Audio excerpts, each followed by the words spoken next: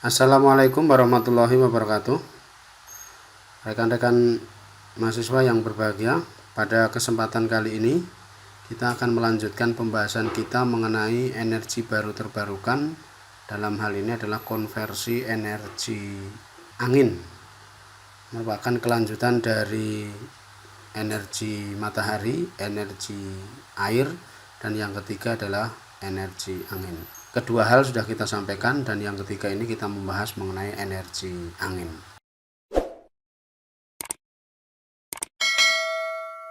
Baik para mahasiswa sekalian, pada kesempatan kali ini kita akan melanjutkan pembahasan kita mengenai energi terbarukan, yaitu energi terbarukan part 3, di mana part 1 adalah energi matahari, part 2 adalah energi air, dan sekarang yang part 3 adalah energi angin. Angin ini merupakan sumber energi terbarukan karena sudah kita kenal dengan adanya angin ini bisa dimanfaatkan manusia. Misalnya untuk perahu layar itu juga menggunakan energi angin, baik untuk berlayarnya maupun untuk kembalinya. Pada asasnya angin ini terjadi karena adanya perbedaan suhu antara panas dan dingin. Jadi penyebab adanya hembusan angin itu karena ada perbedaan suhu. Inilah kekuasaan Allah sehingga bisa terjadi perbedaan suhu dan itu akan menghasilkan angin. Di daerah khatulistiwa seperti kita ini, maka panas itu akan mengembang menjadi ringan, naik ke atas dan bergerak ke daerah kutub yang lebih dingin. Udaranya menjadi dingin dan turun ke bawah menjadi hujan. Ini adalah siklus biasa seperti pelajaran di SMP.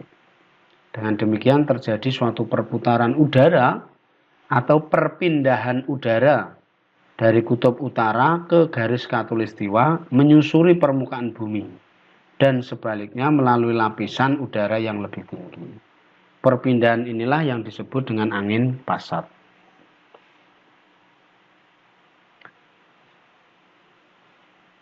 Selain angin pasat, ada lagi juga angin muson dan angin lokal. Pada prinsipnya, angin terjadi karena adanya perbedaan suhu udara di beberapa tempat di bumi. Mohon perhatikan gambar ini. Ini adalah gambar di mana skema terjadinya angin. Tapi intinya, prinsipnya adalah terjadi perbedaan suhu antara panas dan dingin. Nah, ini adalah bumi kita. Kita berada pada wilayah tropis, maka udara tropis itu adalah panas. Sehingga dengan adanya udara panas, ini akan naik, ya, menuju ke daerah yang dingin. Atau dalam hal ini adalah wilayah kutub utara. Sehingga turun lagi ke bumi lagi menjadi hujan. Inilah adalah kekuasaan Allah bagi umat yang mau berpikir. Rumus yang digunakan untuk menentukan angin seperti halnya pada energi kinetik dari sebuah benda dengan massa M dan kecepatan V adalah EK sama dengan setengah mv kuadrat, di mana E adalah energi kinetik, satuannya joule, M adalah massa udara, satuannya kilogram, V adalah kecepatan angin, satuannya adalah meter per detik. Ini syarat dan kondisi angin yang dapat digunakan untuk menghasilkan energi listrik. Artinya, kalau kita mau memanfaatkan angin tersebut untuk bisa kita jadikan energi listrik, maka harus kita pelajari ini, kecepatan angin ini. Ada 10 tingkatan kecepatan angin yang dapat kita manfaatkan untuk energi listrik. Pertama adalah 0,00 sampai 0,02 meter per detik. Ini kondisi alam di daratan, tidak terdefinisikan. Yang kedua 0,3 sampai dengan 1,5. Angin itu tenang, asapnya lurus ke atas. Jadi seolah-olah tidak ada angin, tetapi tetap ada angin. Yang ketiga 1,6 sampai 3,3. Asap bergerak mengikuti arah angin. Nah, ini sudah ada kecenderungan angin itu tidak tegak lurus, tetapi sudah ada kecondongan sesuai arahnya. Yang keempat 3,4 sampai 5,5 meter per detik. Wajah terasa ada angin. Jadi manusia bisa merasakan sepoi-sepoinya angin mengenai atau menghembus wajah-wajah kita.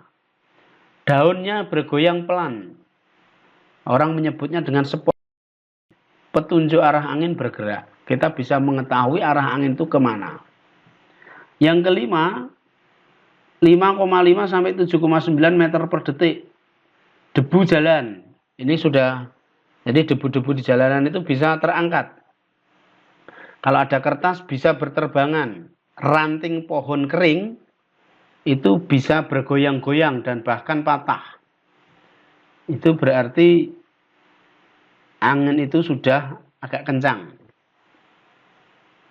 Yang keenam, 8,0 sampai 10,7 meter per detik. Ranting pohon bergoyang. Bendera bisa berkibar tegak. Yang ketujuh, 10,8 sampai 13,8. Ranting pohon besar bergoyang. Air pelumpang berombak kecil. Nah, ini sudah bisa menggerakkan air. 13,9 sampai 17,1, ujung pohon melengkung. Hembusan angin terasa di telinga. Oh, sampai terdengar di sini suara di telinga itu. Apa? Bisingnya angin itu. Nah, gitu udah itu. Berarti itu kecepatannya sekitar 17 sampai 20. 20,8 sampai 24 meter per detik dapat mematahkan ranting pohon. Rumah rubuh. Oh, ini berarti sudah kencang ini. 24,5 sampai 28,4 dapat merubuhkan pohon, menimbulkan kerusakan. Jadi di atas kategori ke-10 ini sudah menimbulkan kerusakan. Baik itu tornado maupun di bawahnya. Inilah kondisi angin yang dapat digunakan untuk menghasilkan listrik. Bila mana suatu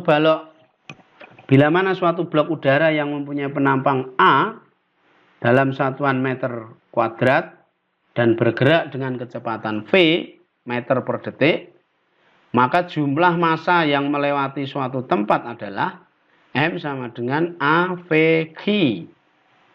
A adalah luas penampang, V adalah kecepatan meter per detik, Q adalah kepadatan udara dalam kilogram per meter kubik. Dengan demikian, maka energi yang dapat dihasilkan per satuan waktu adalah E per satuan waktu sama dengan 0,5 Q AV pangkat 3. Di mana P adalah daya, satuannya watt, E adalah energi, joule, Q kepadatan udara meter per detik, A penampang, dan V kecepatan dalam hal ini adalah meter per detik. Kepadatan udara ini adalah kilogram ya, kilogram per meter kubik. Untuk keperluan praktis sering dipakai rumus pendekatan sebagai berikut. P sama dengan K A V pangkat 3. Dengan P daya kilowatt, K adalah konstanta 1,37 kali 10 pangkat min 5. Sedangkan A luas sudut kipas, luas sudut kipasnya, baling-balingnya. V adalah kecepatan angin kilometer per jam. Untuk keperluan estimasi sementara sangat kasar sering dipakai rumus ini 0,1 V pangkat 3. Rumus itu kemudian dikembangkan oleh Golding sehingga terformulasi menjadi P sama dengan KFAE V pangkat 3. Di mana P daya yaitu kilowatt, K suatu konstanta, tadi 1,7 kali 10 pangkat min 5. F adalah suatu faktor yang merupakan bagian dari angin yang dapat secara maksimal dimanfaatkan dengan sebuah kipas dari tenaga angin, yaitu 0,5926. Sedangkan A adalah penampang arus angin, V adalah kecepatan angin kilometer per jam.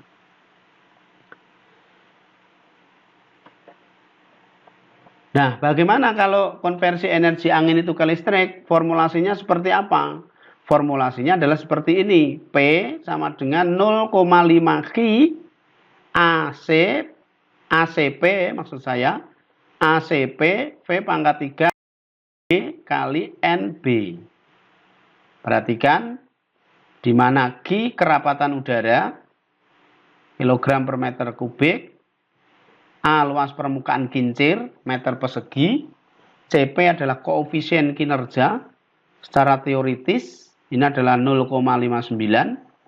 Tadi kalau di sini adalah 0,5926. Kalau secara desain diharapkan 0,35. Sedangkan V kecepatan angin meter per detik, NG efisiensi generator 50%, alternator mobil 80% untuk lebih untuk generator permanen magnet. NB-nya adalah efisiensi gearbox atau bearing maksimum 95%. Ini adalah estimasi kalau kita konversi ke energi listrik, angin menjadi listrik. Gaya-gaya pada sudu-sudu kincir angin. Ini disampaikan agar kita bisa menentukan desain dari sebuah baling-balingnya seperti apa. Perhatikan, gaya-gayanya itu adalah ada yang aksial. Aksial itu nih, A. Ada yang sentrifugal, itu S. Ada yang tangensial, itu T. Nah, ini semua kita akomodir. Sehingga maka bisa kita lihat kipas angin yang berada di ruangan kita pun juga sudah mengadopsi sudu-sudu seperti ini. Agar bisa berfungsi sebagaimana yang kita kehendaki. Ini arah angin dari sini, sudutnya ini dibentuk seperti ini, sehingga kita harus mempertimbangkan betul tangkapan angin itu menjadi besar dan perputaran pada porosnya ini menjadi ringan. Itu kuncinya. Semakin kita bisa menampung angin besar dan kincir poros ini perputarannya atau bearing yang ada di sini itu sangat licin atau sangat ringan untuk berputar, maka di situ sudah bisa kita harapkan kita mendapatkan energi angin yang besar untuk kita konversi ke listrik terutama. Rekan-rekan mahasiswa sekalian, kita lanjutkan. Jadi besar gaya pada sudu-sudu kincir angin itu dapat dihitung dengan rumus empiris berikut. Untuk menghitung posisi A-nya itu adalah 0,00142 kuadrat R kuadrat. Ini dalam kilogram. Sedangkan S-nya 367 Rp. R itu radius, P itu daya, per V1V. V1 kecepatan relatif, V-nya adalah kecepatan angin.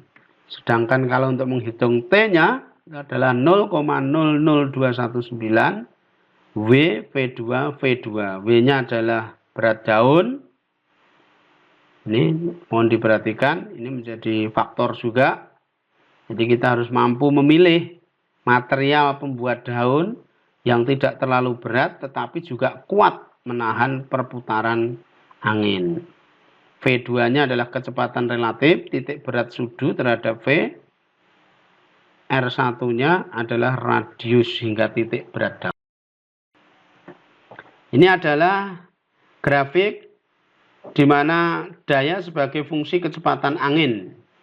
Ini sumbu Y-nya adalah dayanya, sumbu X ini adalah kecepatan angin. Jadi kalau kita bisa membaca secara kasar, angin itu akan menghasilkan daya listrik, maksud saya, itu berarti di seputaran 7,5 ini, mulai take off ini, nah ini, atau 10 km per jam. Itu baru titik awal angin itu akan menghasilkan energi listrik. Bagaimana mekanisme turbin angin? Prinsip dasarnya, angin memutar sudut turbin, ya toh, sudutnya tadi, lalu memutar poros. Jadi daun-daun turbin itu dihempas angin sehingga itu berputar. Lalu memutar poros. Maka tadi saya sampaikan bahwa poros itu, bearingnya atau lakernya itu harus betul-betul mendukung untuk proses ringanisasi perputaran dari baling-baling itu. Sehingga kalau itu ringan, maka diharapkan itu mampu dihubungkan dengan generator. Nah, secara prinsip memang generator inilah yang akan menghasilkan listrik. Selanjutnya turbin untuk PLTB, pembangkit listrik tenaga bayu, biasanya berkapasitas 50 sampai 750 kW. Turbin kecil itu bisa hanya 50 kW. Biasanya digunakan untuk perumahan sederhana. Nah, ini. Kebanyakan turbin memakai blade berbentuk penampang sayap pesawat, aerofoil. Jadi itu yang sudah kita percayai, desain yang sudah ada. Walaupun penelitian-penelitian untuk pembuatan blade turbin yang lebih bagus itu juga selalu dilaksanakan. Karena efisiensinya tinggi dan menghasilkan beda tekanan yang besar di antara kedua sisi blade sehingga berputar dengan momen gaya yang cukup besar. Ini harapannya.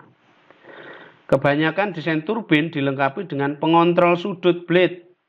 Saat kecepatan angin turun, blade bergerak memutar menghadap arah angin. Tetapi saat kecepatan angin sangat besar, blade memutar menjauhi arah angin. Sehingga dayanya bisa optimal dan konstan. Inilah saya ingat betul dilaksanakan kontes turbin atau baling-baling yang dilaksanakan di Pandansimo, Yogyakarta. Pada waktu itu kerjasama UGM dan pemerintah DIY, dalam hal ini adalah Kabupaten Bantul dan BPPT. Kita dari Untirta Teknik Mesin pernah juga mengikuti kontes itu. Saya juga mendampingi bersama Pak Dr. Erwin, tim baling-baling atau turbin atau desain dari sebuah rancangan itu dibawa ke Yogyakarta itu. Rekan-rekan mahasiswa, mari kita lanjutkan. Nah, ini adalah mekanisme turbin angin itu. Jadi ini yang dikompetisikan. Dalam hal ini memang endingnya adalah daya dari listrik yang dihasilkan, yes. Tetapi awal mulanya adalah desain daripada turbin ini supaya bisa menghasilkan angin lebih banyak. Ini bentuknya, ini arah alirannya seperti apa. Nah, ini desain turbinnya seperti ini. Ini isi dalemannya, ini lebih lengkap. Ada gearboxnya, ada high speed. Nah, ini gearbox untuk sayap sana, untuk turbinnya.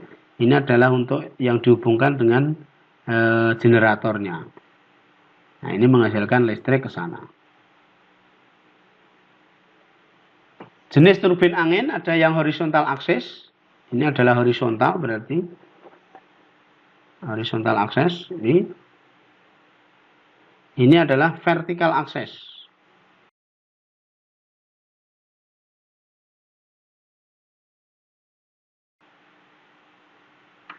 Yang horizontal axis wind turbine, sumbu putar turbin sejajar dengan bumi, paling banyak dikembangkan di berbagai negara. Terdiri dari dua tipe, mesin upwind, yaitu rotor berhadapan dengan angin. Rotor didesain tidak fleksibel dan diperlukan mekanisme yaw untuk menjaga rotor agar tetap berhadapan dengan angin. Ada juga yang kedua, mesin downwind.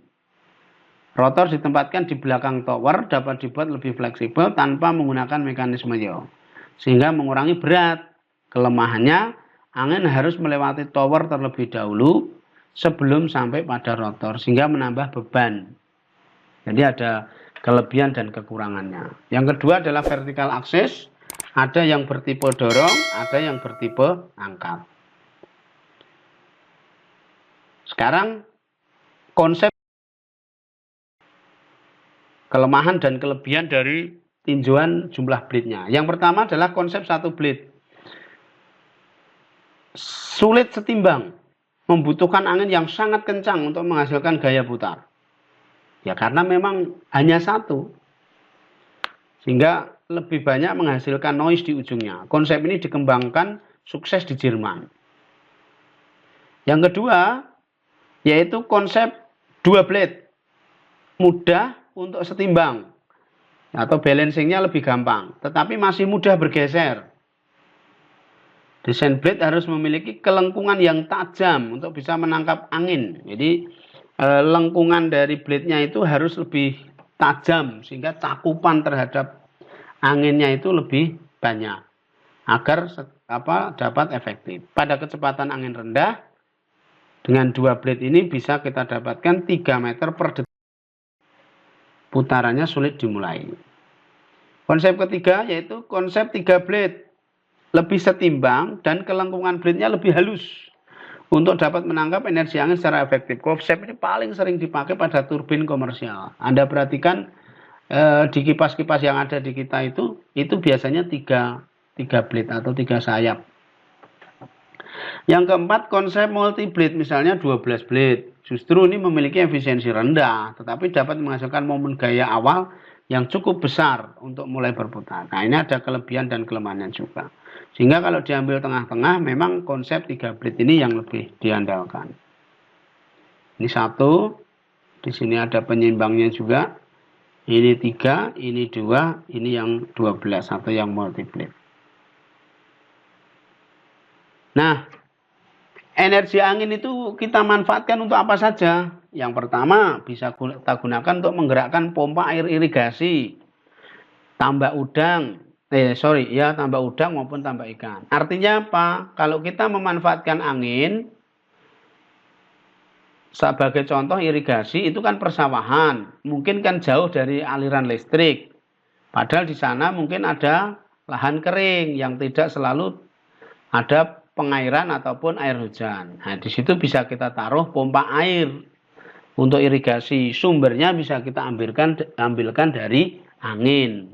Dan bahkan nanti bisa kita hibrid dengan matahari juga. Coba nanti kita bahas diagramnya.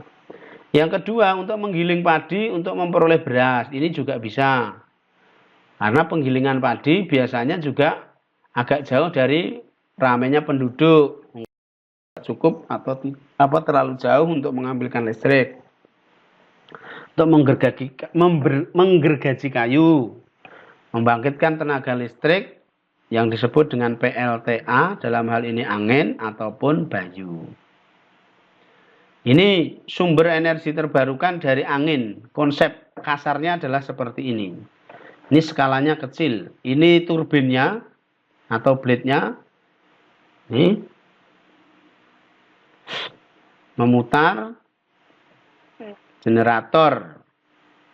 Terus ini adalah pengatur pemutusnya. Ini adalah pengatur tegangan dan pemutus otomatis. Ini baterainya, penyimpannya. Ini kebeban. Ini kasar atau untuk skala kecil. Ini tidak seperti yang saya sebutkan di sini tadi. Ini untuk beban-beban yang sangat kecil. Dasarnya seperti apa energi angin ini? Semua energi dapat diperbarui dan berasal dari matahari, kecuali panas bumi. Gitu. Jadi pada prinsipnya itu sebenarnya dari matahari. Matahari meradiasi 1,74 kali 1014 kWh energi ke bumi setiap jam. Bumi menerima ini 1,74 kali 1017 watt daya. 1-2% dari energi diubah menjadi energi angin. Nah, ini sempalan dari efek matahari. Jadi energi angin itu merupakan bentuk tidak langsung dari energi matahari. Karena angin dipengaruhi oleh pemanasan yang tidak merata pada kerak bumi oleh matahari. Harapannya energi angin ini dapat dimanfaatkan sebagai pengganti bahan bakar fosil yang kemarin sudah kita bahas. Karena fosil merupakan tak terbarukan. Karena memerlukan waktu lama untuk memperbarui ratusan tahun. Ketersediaan dia alam cukup banyak, sama dengan matahari. Kalau matahari masih bersinar, pasti di situ masih ada angin. Dapat diperoleh secara gratis di alam, ya. Karena ini juga sama dengan matahari, karunia ilahi Rabbi, yang perlu kita syukuri dengan memanfaatkannya secara baik. Tidak menimbulkan pencemaran udara. Atau boleh dikatakan sekarang adalah ramah lingkungan. Pemanfaatan angin untuk energi terbagi atas dua bentuk tenaga utama. Yang pertama sepenuhnya mekanik, seperti pompa air atau penggerak lain. Yang kedua listrik dengan memanfaatkan pembangkit listrik tenaga angin.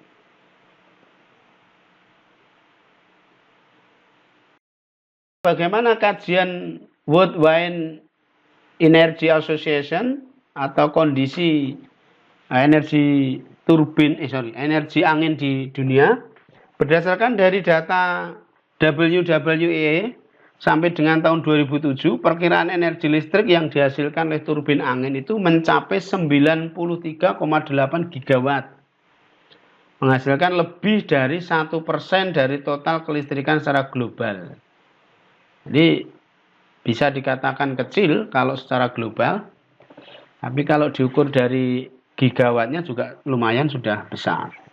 Amerika, Spanyol, dan Cina merupakan negara terdepan dalam pemanfaatan energi angin.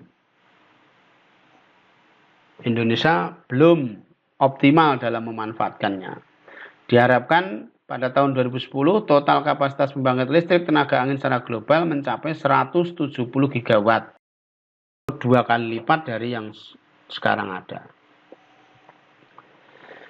Ini prediksi kapasitas yang akan terinstal sampai tahun 2010 diprediksikan tahun 2010 mencapai 170.000 megawatt atau 170 gigawatt.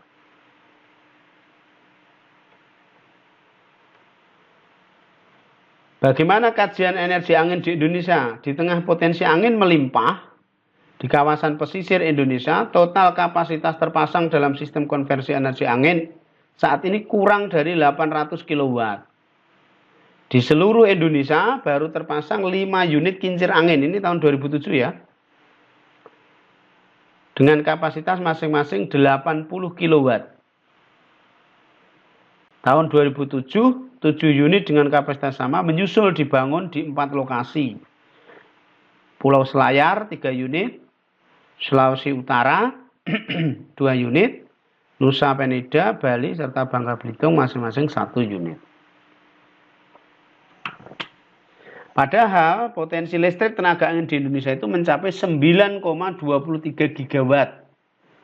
Baru termanfaatkan berapa ini? 0,0005 gigawatt. Atau masih 0,5%, setengah persen belum ada. Kecepatan angin di sebagian besar wilayah Indonesia hanya mencapai 3-5 meter per detik. Kurang memadai untuk membangkitkan energi listrik. Ini atau karakter dari kondisi alam Indonesia. Di beberapa lokasi potensi kecepatan angin itu cukup memadai seperti pantai selatan Jawa, pantai barat Sumatera, pantai wilayah timur Indonesia, kecepatannya bisa sampai 6 meter per detik. Ini tabel potensi energi angin di Indonesia yang bisa kita prediksikan. Yang pertama untuk skala kecil, kapasitasnya bisa sampai 10 kW, itu di Jawa, NTB, NTT, Maluku, dan Sulawesi. Skala menengah sampai 100 kW, NTB, NTT, Sulsel, Sultra, Selatan, Jawa. Skala besar, nah ini semuanya dipegang di daerah NTB, NTT, dan pantai selatan Jawa. Ini adalah data tabel potensi energi angin di Indonesia. Nah, bagaimana dengan kebijakan Dewan Energi Nasional? Kebijakannya adalah mengacu pada kebijakan energi nasional, maka pembangkit listrik tenaga angin atau bayu ditargetkan mencapai 250 MW pada tahun 2025. Ini harus sambut dengan goodwill, kemauan baik. Tapi ini prediksi sebelum ada corona. Nggak tahu sekarang dengan adanya corona, prediksi ini masih on the track atau tidak, nanti perlu kita kaji lagi. Klasifikasi angin, yang pertama adalah angin planetary. Ini disebabkan adanya pemanasan yang lebih besar pada permukaan bumi, dekat ekuator sana, daripada kutub utara dan selatan. Yang kedua, yaitu angin lokal, disebabkan dua mekanisme. Pertama, perbedaan panas antara daratan dan air. Kedua, karena hill and mountain slide.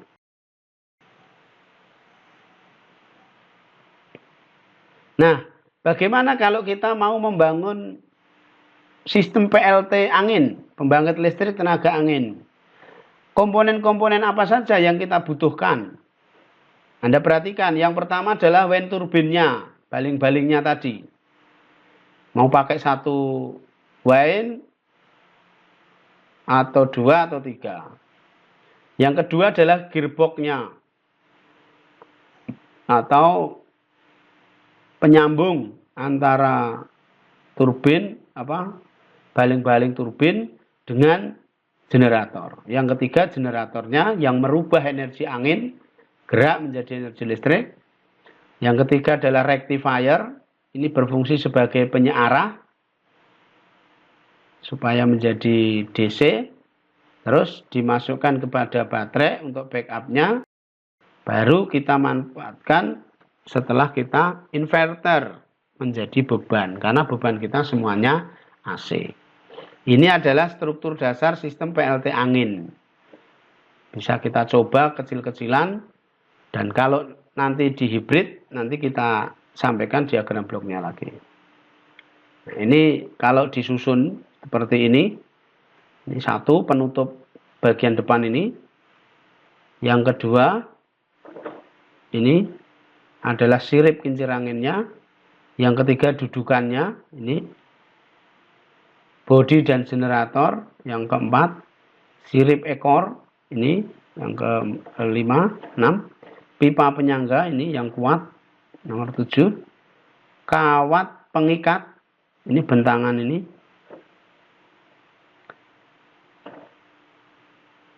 Fondasi kincir angin, ini fondasi 9. Fondasi semuanya ini 10. Baut pengeras kawat pengikat nomor 11 di sini. Ada inverter. Mana inverter? 12. Ini inverter. Ini inverter itu adalah yang berfungsi membalik dari DC menjadi AC. Yang ke-13 kontrol sistem. Ini peran teknik elektro mengendalikan di sini. 14 adalah baterai aki untuk backupnya. Kurang lebih seperti ini. Nah, tadi yang saya bilang, ini adalah hybrid energi.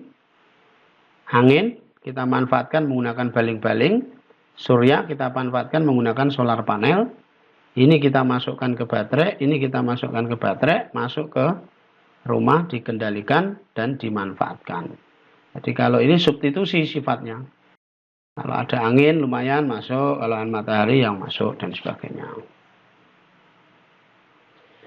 Ini adalah tabel kecepatan angin di Jakarta.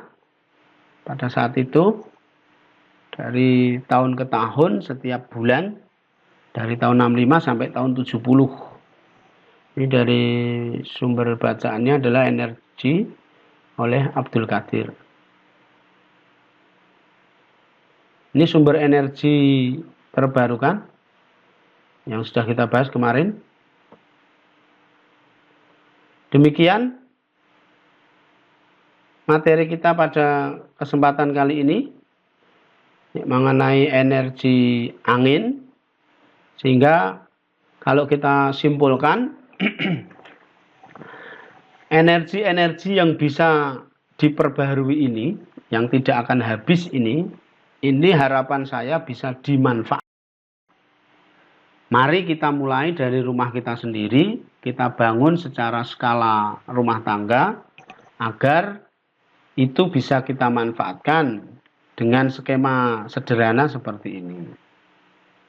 Karena kalau kita menggunakan air, nah itu relatif harus memerlukan tempat dan ruangan. Tapi kalau dua energi ini kita hibridkan, kita jadikan satu, ini relatif ada di setiap rumah kita masing-masing. Sehingga harapan saya ini menjadi solusi untuk memandirikan energi kita, terutama di perumahan-perumahan yang kita miliki sendiri-sendiri, dengan memasang baling-baling, memasang solar panel. Itu sesungguhnya bisa kita manfaatkan untuk keberlangsungan kehidupan kita dalam berumah tangga. Ini yang saya dorong, dan semoga kalian sebagai penyambung lidah saya untuk bisa disebarluaskan metode-metode hibrid seperti ini. Kalau memang dirasa ini masih kurang, tambah lagi dengan mikrohidro yang ada, mungkin daerah-daerah lereng, ada air terjun dan sebagainya, juga bisa kita masukkan di sini. Demikian para mahasiswa yang saya banggakan. Semoga materi kita pada pertemuan yang ke-13 ini dapat dipahami dan mohon diperhatikan. Kita sudah mau UAS 2 kali pertemuan lagi. Kurang lebihnya mohon maaf. Kita akhiri. Wassalamualaikum warahmatullahi wabarakatuh.